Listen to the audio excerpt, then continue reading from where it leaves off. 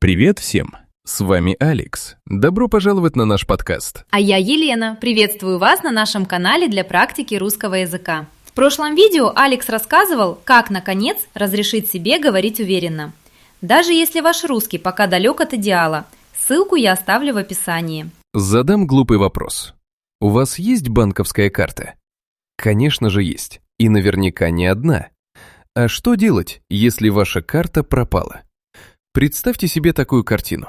Вы стоите на кассе, лезете в карман или сумку, а карты нет. Или вам на телефон приходит уведомление о списании денег за покупку, которую вы не делали. Что делать в такой ситуации? Если с вас списали деньги, сначала попробуйте вспомнить. Может быть, вы отдали карту своей второй половине или ребенку, и они сейчас просто делают покупки. Если нет, то мгновенная блокировка. Не нужно искать карту по всем карманам. Сначала заблокируйте карту. Самый быстрый способ – через мобильное приложение вашего банка.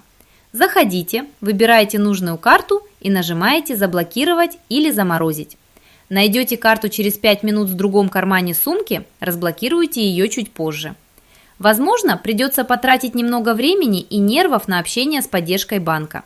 Но мы же о деньгах говорим, верно? Если приложения под рукой нет или отсутствует интернет, то просто позвоните на горячую линию банка. Номер заранее сохраните в контактах. Кстати, сделайте это прямо сейчас, если еще не сохранили. Итак, карта заблокирована, но на ней остались все ваши сбережения. А вам нужно как-то жить и покупать продукты. Не паникуйте. Блокировка карты – это не заморозка вашего банковского счета. Счет остается активным. Вы можете перевести деньги на свою карту другого банка или родственнику. Теперь проверяем операции. Зайдите в историю транзакций. Кто-то уже успел потратить немного ваших денег? Зафиксируйте это. Посмотрите время и суммы списаний. Сразу скажу, вернуть деньги, которые мошенники списали до момента блокировки, бывает непросто. Но заявление в банк и полицию написать стоит. В некоторых ситуациях банк может пойти навстречу. Следующий шаг – перевыпуск карты. Закажите новый пластик в приложении банка. Обычно новая карта готовится от пары дней до недели, а забрать ее можно в ближайшем отделении. Старый пластик после этого можно смело выкинуть. Даже если вдруг он потом найдется, работать он все равно не будет. А теперь перевернем ситуацию в другую сторону. Вы нашли чужую банковскую карту. Идете себе по парку, смотрите под ноги и видите красивую банковскую карту. Первая мысль у многих добропорядочных людей. О, надо помочь человеку. Выложу-ка я фото в местный паблик в соцсетях. Или оставлю на кассе в ближайшем магазине. Стоп. Вот тут начинается самое интересное. Намерение помочь – это круто, но благими намерениями, как известно, вымощена дорога к беседам со следователем. Сначала о том, чего делать категорически нельзя. Первое. Не пытайтесь расплатиться этой картой. Даже если вы решили проверить, работает ли эта карта или купить жвачку за 30 рублей, использование чужой карты для покупок – серьезное нарушение.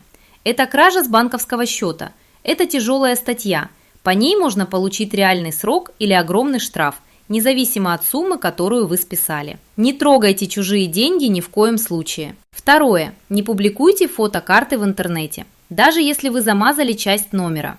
CVC-код на обороте, имя владельца и номер карты – это конфиденциальные данные. Выкладывая их, вы помогаете мошенникам. А владелец карты вам за это спасибо точно не скажет. А как же поступить правильно и безопасно? У вас есть несколько абсолютно легальных и простых сценариев. Вариант первый. Вы можете отправить на найденную карту минимальный перевод, например, 10 рублей через приложение своего банка. И в поле «Сообщение получателю» напишите короткий текст и укажите свой номер телефона для связи.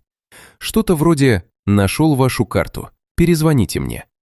Владельцу придет СМС или пуш-уведомление от банка с этим текстом, и он сможет оперативно с вами связаться.